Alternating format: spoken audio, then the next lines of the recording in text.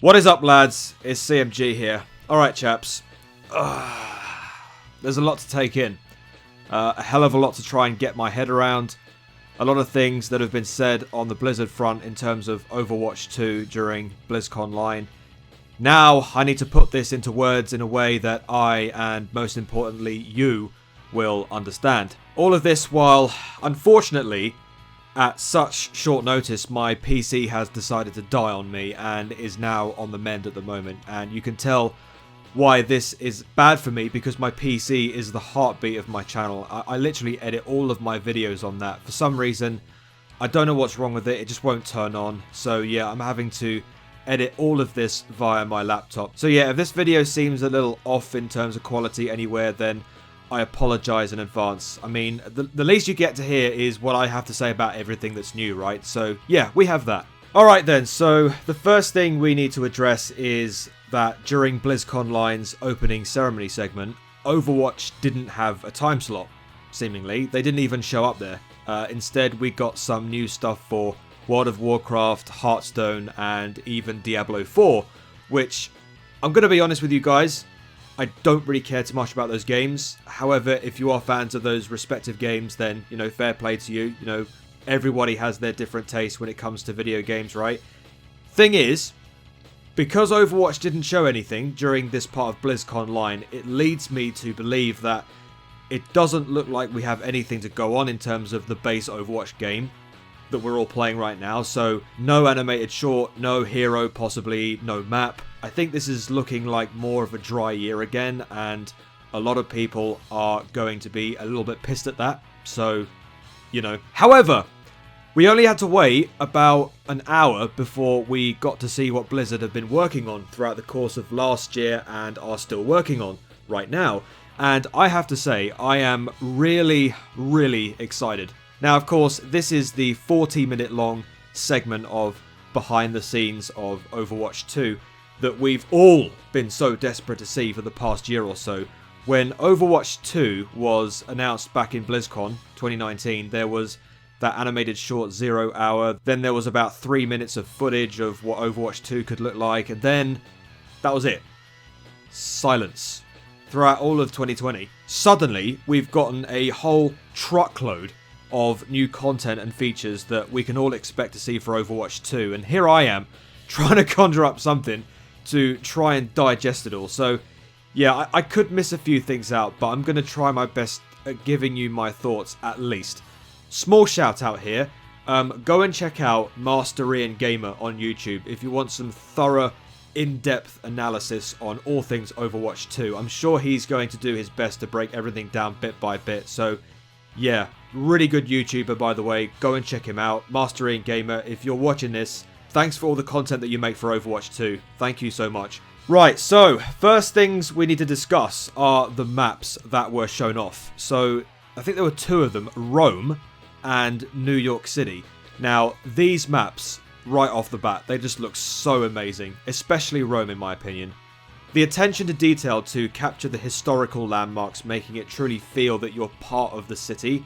Now, that is incredible. You can tell that they've put a lot of effort into these maps. Now, I believe Rome is, I think it's another push map, just like Toronto is. So yeah, we've got two maps now that are for the push game mode. So that's pretty awesome that they're increasing the amount of maps for that game mode. Also, speaking of maps and game modes, I heard somewhere in the segment that 2CP is getting abolished, if I'm correct in saying that. So maps like Temple of Anubis, Volskaya Industries, Paris. Well, Paris is a terrible map anyway, but still, you know, those kind of maps, like, are they going to be completely changed to make them be different instead of just 2CP? So yeah, the other map was New York City. Again, another amazing looking map that's got a hell of a lot of detail to it. And I'm not sure if they mentioned somewhere that this is a push map as well. If anybody knows, someone let me know if that's correct or not. So another thing that got talked about a hell of a lot is the complete rework to how tanks function in the game. Now, I do have my concerns about this, don't get me wrong, and I'll get to that in a moment. However, I am glad that Blizzard are taking note of the fact that tanks are being poorly looked after in the current game compared to their catering to DPS players right now. So what are these new changes? Well, they did show off certain tanks, particularly Reinhardt, very important to note that, playing very differently to how he plays right now. Now, in the current game, us tank players' usual job is to be there for the DPS to create space. Now we are heading into an age where Blizzard are looking to make us look more like brawlers. Yeah, so anyway, about Reinhardt, first of all, he's able to shoot out not one but 2 fire strikes in quick succession. He can now cancel his charge mechanic, so instead of just simply letting Reinhardt charge in uncontrollably, putting yourself in a major pickle, you can at least now cancel it when you feel like you're going into that danger. And not only this, you're now able to control the movement of charge. For example, you can get around corners more fluidly while charging, and you can create some nice combos too. And this is what they showed off during the video, where you can see Ryan charging in, then cancelling charge, then going in for an Earth Shatter, and then wiping out a bunch of enemy players. I honestly thought that looked really cool. It looks completely different to how you play Reinhardt right now.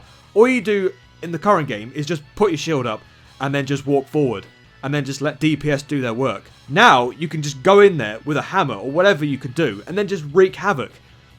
I mean, this is what we want to see, right? Another thing to point out as well, in terms of support heroes especially, in case I completely forget about this, is that now they're able to regenerate health over time while they're not receiving damage. So that's a big change to supports as a whole.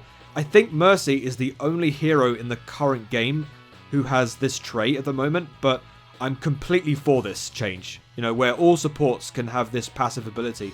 So it would mean that supports gain more survivability and won't be so heavily reliant on being protected all the time. However, Brig. Yeah, just a thought. Yeah, Brig is a little overpowered, so if she's starting to get regenerative health, yeah, might be a little bit of a problem. But here is where I start to say my concerns about these changes. Now, it turns into a question altogether. Is this strictly for Overwatch 2? I mean, if they're showing off all these balance changes for existing heroes like Reinhardt, these are the changes that we need for the game right now, not next year. I bet that with all these changes that we've seen, surely it would make the base game feel better to play. I mean, if we're not going to get anything this year by way of content, heroes, maps, etc. for this game right now, the least they can do is continue to give us the balance changes. You know, at least to keep the game fresher every time you play it, and games can feel different all the time, and we won't have a stale meta, especially for the competitive side of things. You know, any Reinhardt main will tell you that they'll have seen those changes to their hero from all of that they've said here, and they'll be desperate for those to be put into the current game. It will show that Blizzard are putting a lot more care into tank/support players, and they're not just catering to DPS all the time, you know? But anyway, moving on.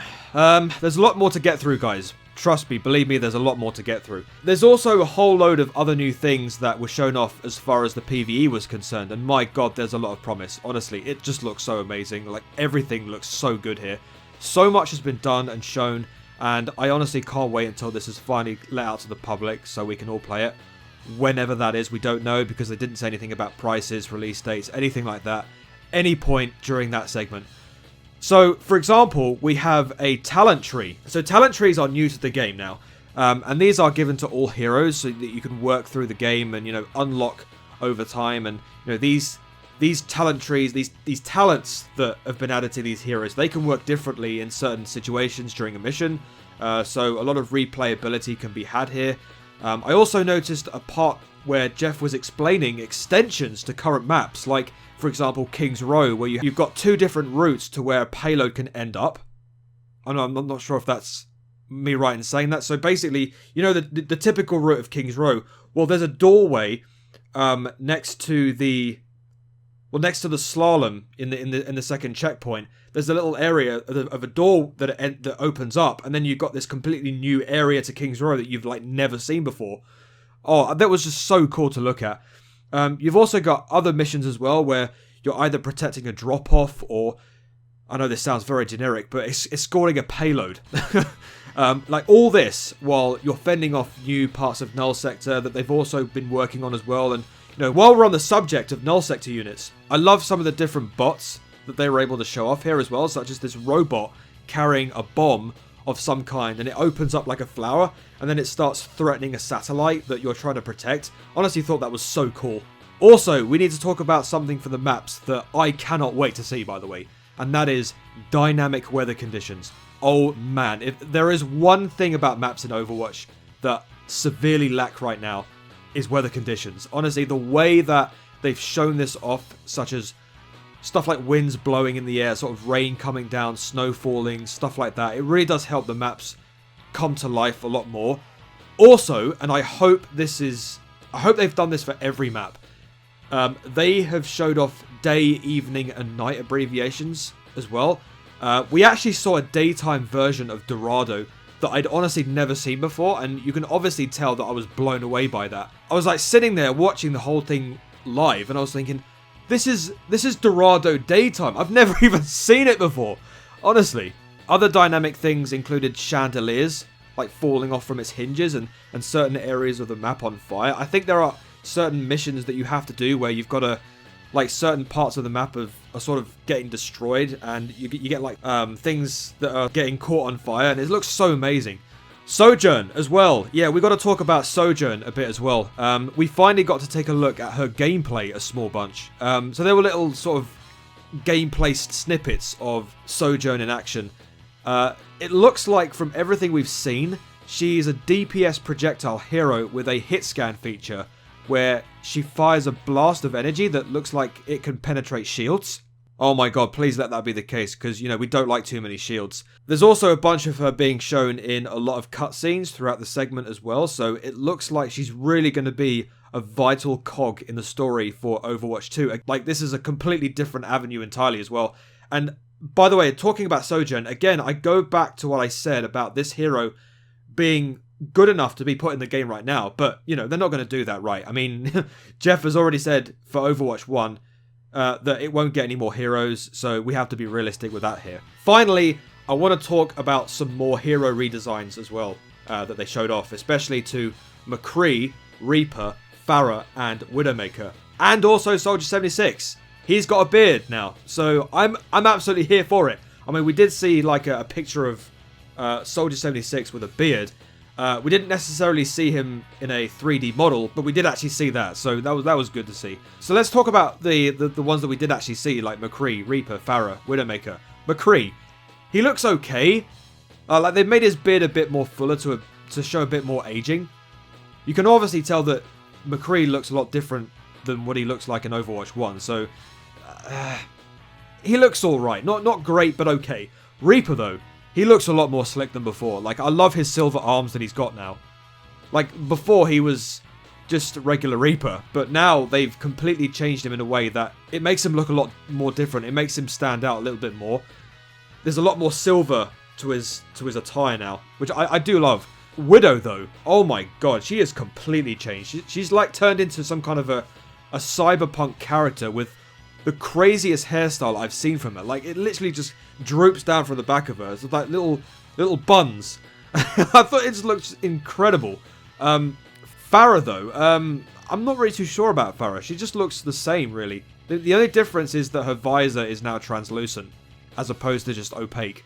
But other than that, she just looks somewhat normal. Like, there's nothing to say about Pharah, to be honest. I mean, there are little subtle differences, but I don't know, Pharah just looks the same. Okay, so to conclude this, and yes, I do apologize if there's anything anywhere that I've missed, because there's so much to get our heads around at the moment. I mean, everything is so raw, fresh, early. There's a lot more time to think about this. What we have to understand as the Overwatch community, and I understand that we've been so thirsty for this new stuff, is that this looks unlike anything we've seen in Overwatch before, as opposed to everything that we've played so far for the last 5 years. And you can see that the development team have worked tirelessly to have this be shown at BlizzConline. And you could tell the way that the developers were trying to deliver all of this. They're just as excited about all of this as we are, and we have to be thankful that they're giving this to us. Now, if this means waiting an entire year for all of this to be injected into Overwatch, or maybe it won't just primarily be an add-on, because Jeff said at one point that this is a complete evolution to the base game. So this couldn't necessarily be an add-on or an extension, so to speak. This is a completely new game entirely. Look, I'm happy for them to work on Overwatch 2 and make it the absolute best it can be. I want Overwatch 2 to clap. I want a reason to continue playing this game. If we're not going to get anything for Overwatch 1 for another whole year, then for as long as they are going to continue to work on this, I want this to absolutely hit home. I mean, I'm sure you're very, very familiar from a famous quote from Shigeru Miyamoto. A delayed game is eventually good, but a rush game is forever bad. You know, you look at games like Cyberpunk 2077, a prime example of rushing out a game where you got so many bugs going on, you got so many crappy shit going on with that, and the release of that game was poor, to be honest with you, in terms of Cyberpunk. So many glitches, the game was poorly played on certain platforms, you know, it was a mess. I don't want Overwatch 2 to go down the same route. You know, there's so much here to get excited about. I just don't want it to be messed up. I don't want them to go away and make something and then come back and show something and then we get it and then suddenly it's not what we expect. You know, if they want to take another year out to perfect this game and polish it and do everything they need to do, then do it. We will all continue to take in some of the events and the skins while we're all here waiting for Overwatch 2, and I really, really hope that that's the case. So, yeah, there's a lot to digest, there's a lot to take in. I'm just here trying to make this video. I know this has been a pretty long video, and it's going to be a lot of editing for me to do, so I hope you're all here watching this video with me. I hope you guys are taking it in as much as I am, so yeah. Thank you very much for watching this video, guys. Let me know what you guys think about all of what you've seen for Overwatch 2. Are you excited? What are your best features? What are your favourite features for Overwatch 2? Let me know in the comment section down below. Thank you very much for watching this video, guys. As always, if you enjoyed the video, please like, comment, subscribe. It really does help me out a great deal.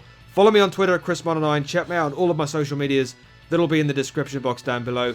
Check out my Discord server as well. And make sure you turn on notifications to let you know whenever I upload another video. Thank you very much for watching, guys. Have a great day. Have a great life. Be nice to your fellow gamers, because we are all human beings. I have been CMG, and until the next video, I shall see you later. Peace!